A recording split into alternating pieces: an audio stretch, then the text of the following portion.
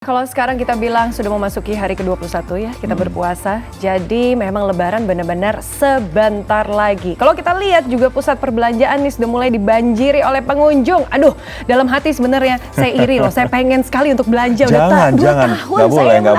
Tapi sebenarnya gini, kalau misalnya kita melihat beberapa hari belakangan, jumlah pengunjung di Tanah Abang memang berkurang. Jadi 35.000 pengunjung per hari.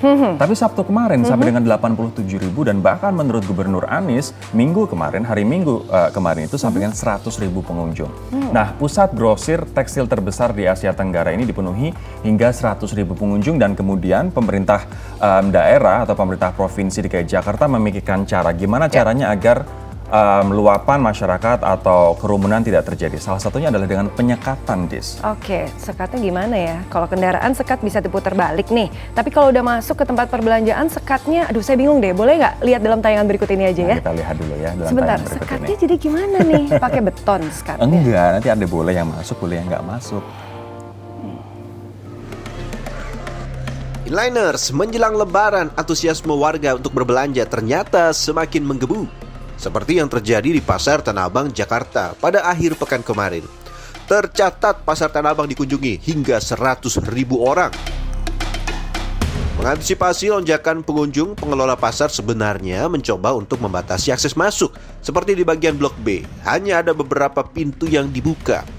Hal ini membuat para pengunjung harus mengantri di depan pintu pasar. Selain itu, Satpol PP, polisi, dan TNI membentuk tim gabungan untuk membatasi pengunjung yang hendak berbelanja. Pemkot Jakarta juga menutup aktivitas pasar menjadi dua bagian pada pukul 16.00 dan pukul 17.00.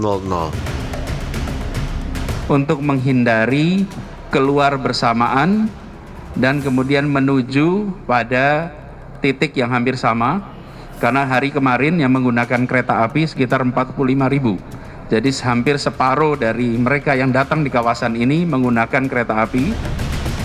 PT Kereta Komuter Indonesia menyatakan ada lonjakan hingga 50% jumlah penumpang. Mulai hari Senin ini tidak akan ada kereta yang berhenti di Tanah Abang. Untuk itu Pemprov DKI Jakarta akan menyediakan bus Transjakarta yang beroperasi dari Jalan Jati Baru. Parkiran SGJ.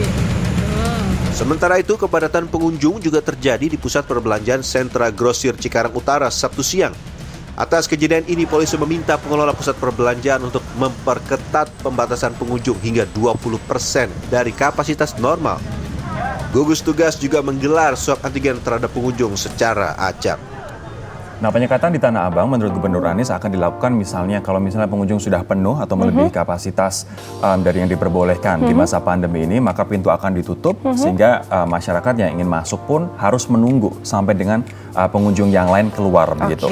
Nah, kalau misalnya pun terlalu padat, kemudian akan dilakukan penyekatan lalu lintas. Tapi saya bisa bayangkan sih ketika tanpa penyekatan lalu lintas aja sekarang lewat di daerah Tanah Abang macetnya luar biasa. Hari Minggu siang kemarin macet banget. Apalagi kalau misalnya dilakukan penutupan jalan, saya nggak bisa bayangin sih di sekitar karet situ ya kan. Jadi itu juga kerumunannya justru terjadi justru di malah luar. akan macet banget gitu. Saya nggak bisa bayangin sih. Tapi sebenarnya bikin berdebar juga ya. Aku agak takut-takut gimana gitu untuk ngebayangin. Mudah-mudahan nih semuanya masih bisa tetap menjaga diri ya, tetap bisa menahan diri juga. Dan kalau kita lihat nih mall padat, pasar padat, pokoknya semuanya udah serba padat. Sekarang kita beli bisa lewat lewat belanja online ya kan, dengan kualitas yang asal kita misalnya bisa memastikan bahwa toko itu juga terpercaya, kita bisa mendapatkan barang yang bagus tanpa harus kita jauh-jauh ke Tanah Abang misalnya.